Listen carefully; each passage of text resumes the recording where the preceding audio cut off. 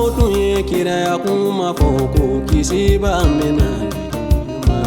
kirauka kira ya kuma dafara nueli dundela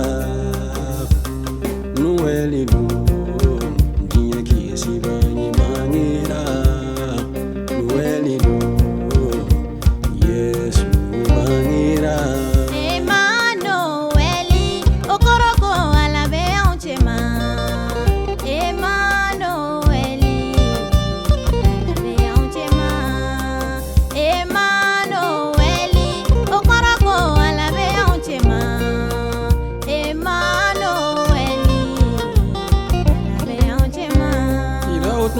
Kira ya kuma foko kiseba mbena didiyama kira uka kira ya kuma dafara nueli dundela nueli du niya kisiba ibangira nueli du Yesu bangira Emmanueli okoroko alabe onchema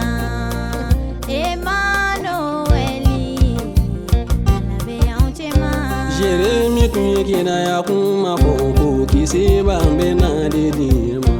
Jeremi ka kuma udavara Nueli dundela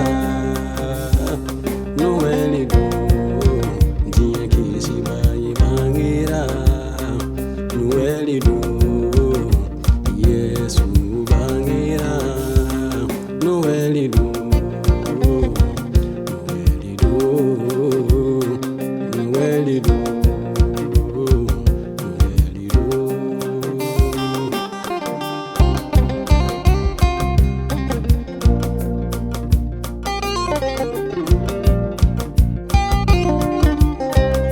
Zaitun ye kira ya kuma foku mogoti che dombali na kunota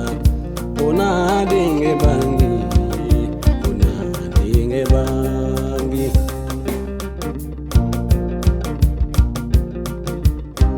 Ezai ka kira ya kuma dafara nueli dona mogoti Mariama ye kunota ka dinge bangi ka Yesu bangi kuma kiniche sabuye Emmanueli okoroko alabe onchema Emmanueli alabe onchema Zaitun ye ni kuma foko obena ke kabakoye nina ke kabakoye kabakoye jiramba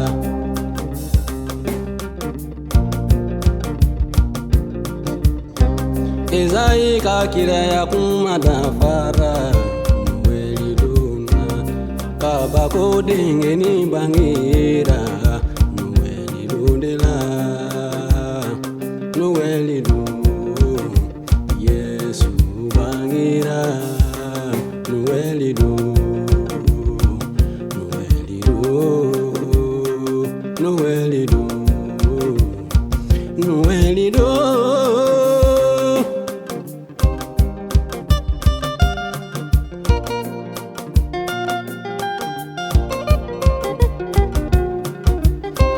Meleke do chira alla fe kana Mariama segere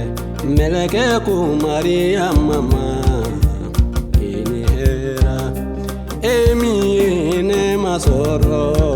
mati bife afle ibena konuta adinge bangi ibena demi bangi atoko na wele ku Yesu Anake mogo bade, anake mogo bade, anake masakede, aka masaya tena bafana.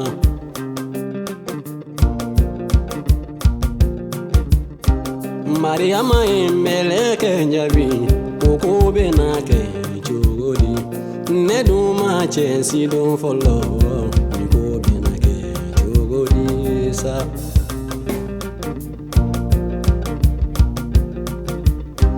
Meleke ko Mariama Mariama ala kaniseno be najika de kosɔn I bɛɛ na den min bange a n'a kɛ dubaden de ye a n'a wele Ala denkɛ kɔrɔ tali badenkɛ.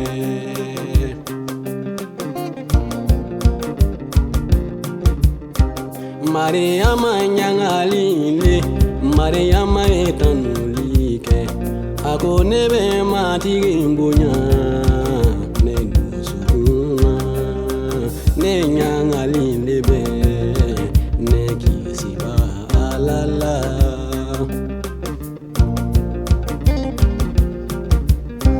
Mɛlɛkɛ ka kumaw bɛ dafara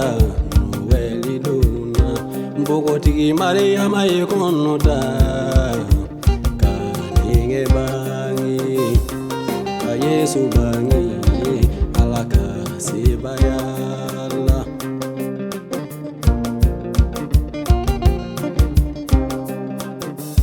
Alleluia,